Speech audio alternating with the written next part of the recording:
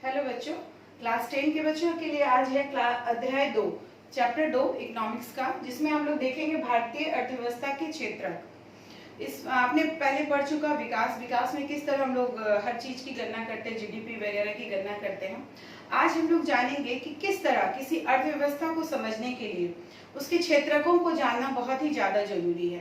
क्षेत्रक जिस चीजों से बना रहता है या घटकों से बना रहता है, जैसे मकान किससे बना रहता है, ईंट बालू सीमेंट वगैरह से बना रहता है, उसी तरह किसी देश की अर्थव्यवस्था क्षेत्रकों से मिलकर बनती है या घटकों से मिलकर बनती है।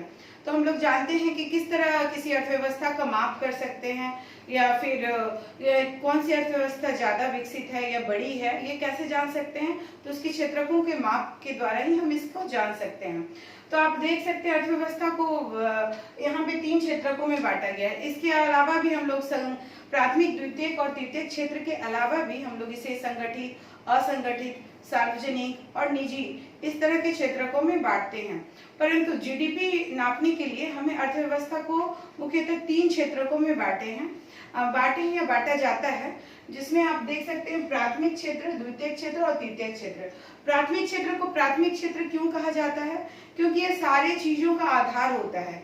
इसमें जो है ये प्राथमिक क्षेत्र में हर प्राकृतिक संसाधनों का प्रयोग करके उत्पादन किया जाता है, यानी कि सूर्य या फिर जो प्राकृतिक रिसोर्स है हमारे, नदियाँ, जल, हवा, जो भी इन सब का उपयोग कर करके हमें उत्पाद किया जाता है। ये प्राचीन काल से चला आ रहा है। इसके उदाहरण आप देख सकते हैं, कपास की खेती, मौसमी फसल, डेयरी, खनिज, वन उत्पादन या इत्यादि, है ना। हम लोग किसी भी चीज की खेती करते हैं, कपास की खेती कर रहे हैं तो उसके लिए हमें क्या चाहिए, सनलाइट चाहिए, बीज वगैरह चाहिए, जो सारे कुछ हमें प्रकृति से मिलते हैं।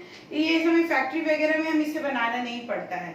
और उसी तरह डेयरी जो है, डेयरी का जो उत्पादन होता है उसमें आप देख सकते हैं कि जो गाय हैं, भैंसे हैं, जो भी दूध देती हैं, वो प्रकृति का चारा वगैरह खा करके ही फिर हमें दूध जो है एक प्राकृतिक उत्पाद है। उसी तरह आप देख सकते हैं खनिज, जमीन के अंदर जो भी कोयला, लोहा वगैरह जो भी खनिज पदार्थ निकलते हैं, ये हमने नहीं बनाया है, ये प्रकृति के द्वारा बनाया गया है। उसके अलावा वन उत्पाद, वन जो है, जंगल भी आप जान रहे हैं प्राकृतिक उत्पाद है। तो प्राकृतिक उत्पाद हर एक चीज का जो है ये आधार है, इसलिए इसको आधारिक क्षेत्र भी बोलते हैं हमें। उसके बाद आप देखते हैं द्वितीयक क्षेत्र। द्वितीयक क्षेत्र में ये इसमें कोई भी चीजें प्राकृतिक रूप से नहीं बनती है। जो प्राकृतिक उत्पाद होता है, प्राथमिक क्षेत्र वगैरह से जो उत्पाद होता है, उसको कंपनी में या फिर किसी घर में या वर्कशॉप में इसको क्या किया जाता है, विनिर्माण की प्रक्रिया में ढाला जाता है। नई चीज का इसमें सृजन किया जाता है प्राकृतिक चीजों को। जैसे कपास को जब हम लोग उपजाते हैं, उसके बाद उससे जो सूत निकलता है, रेशे से उसके क्या करते हैं, कपड़ा बनाते हैं, फैक्ट्रियों में कपड़ा बनता है। उसके बाद फिर जाकर के गन्ना वगैरह अगर फसल उपजाते हैं, उससे क्या बनता है, गुड़ बनते हैं, चीनी बनते हैं, ये सब फैक्ट्री में ले जाके बनते हैं, या फिर घर में भी उसको प्रोसेस किया जाता है इस तरीके से कि वो गुड़ बने। उसके अलावा आप अगर मिट्टी से जो ईंटें बनती हैं, ईंटों से हम भवन बनाते हैं, तो ये नया फॉर्म आपका चेंज हो रहा है, विनिर्माण हो रहा है, समथिंग नया वस्तु इसमें जनरेट हो रहा है। उसके बाद आप देखते हैं तृतीयक क्षेत्र। तृतीयक क्षेत्र ये जो है, ये प्राथमिक और द्वितीयक दोनों तरह की क्रियाओं को क्या करता है, ये सहयोग प्रदान करता है। अगर प्राथमिक क्षेत्र में कुछ भी अगर हम उपजाएं, फसल वगैरह उपजाएं, उसको बाजार तक ले जाने के लिए हमें क्या चाहिए, यातायात या परिवहन की साधन चाहिए। उसके लिए हमें बैंक भी चाहिए। बैंक, अगर आपको फसल उपजाना है तो उसके लिए आपको पैसे की जरूरत होगी, तो बैंक आपको लोन देगा, पैसा देगा, जो भी। और उसके अलावा किसी फसल को आप उपजाते हैं तो उसके लिए भंडारण की जरूरत होगी। साथ ही साथ द्वितीय क्षेत्र में भी जो भी आप उपजाते हैं या फिर निर्माण करते हैं, उसके लिए भी हमें भंडारण और बैंकिंग आदि सेवाओं की जरूरत होती है। तो ये, उसके अलावा जो भी शिक्षक की क्रियाएं, शिक्षक जो आपको पढ़ा रहे हैं विद्यालयों में या फिर कहीं भी, या फिर डॉक्टर जो अस्पताल में सेवा कर रहे हैं, इनकी सेवाएं भी क्या है, तृतीय क्षेत्र में ली जाती हैं। ये कोई वस्तु का उत्पादन नहीं करते हैं, परंतु ये प्राथमिक और द्वितीय क्षेत्र में ये उनकी सेवा मतलब उत्पादन करने में ये मदद करते हैं। उसके अलावा भी धोबी है, मोची है, नाई है, पुलिस वगैरह है, इन सब की सेवाएं किस में आती है, किस क्षेत्र में आती है, तृतीय क्षेत्र में। तो आप देख रहे हैं प्राथमिक और द्वितीय क्षेत्र में वस्तुओं का उत्पादन होता है, और टेक्सटाइल क्षेत्र में मेनली सेवाओं का उत्पादन होता है। आप अब देखते हैं कि तीनों क्षेत्र, जब देश इतना बड़ा होता है तो तीनों क्षेत्र बहुत सारे लोग काम कर रहे हैं, हर क्षेत्र में बहुत उत्पादन हो रहा है। तो आप किस तरह से इसको मापते हैं? इसको मापने का पैमाना क्या है? जीडीपी। हम जान सकते हैं कि जीडीपी को तीनों जो क्षेत्रकों हैं उनका योग हम लोग लेते हैं। तीनों क्षेत्रकों का योग क्या है? इसमें कुल उत्पादन में हम लोग केवल अंतिम वस्तुओं और सेवाओं का जो है मूल्य उसको ही मापते हैं। अंतिम, मान लीजिए कि एक किसान है, किसान गेहूं उपजाता है, वो 8 रुपया प्रति किलो के हिसाब से, किलोग्राम के हिसाब से क्या करता है? आटा मिल को बेच देता है।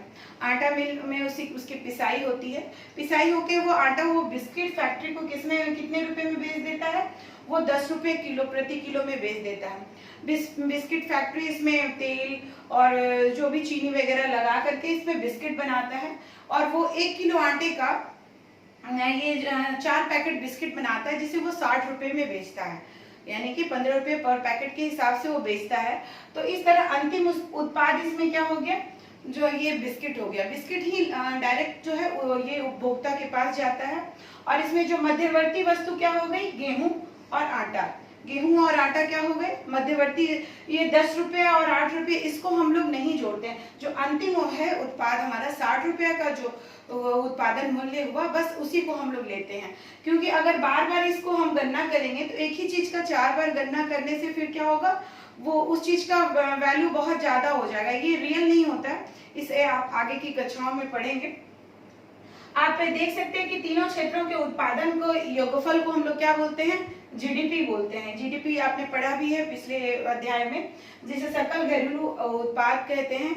ये हमारी अर्थव्यवस्था की विशालता को बतलाता है।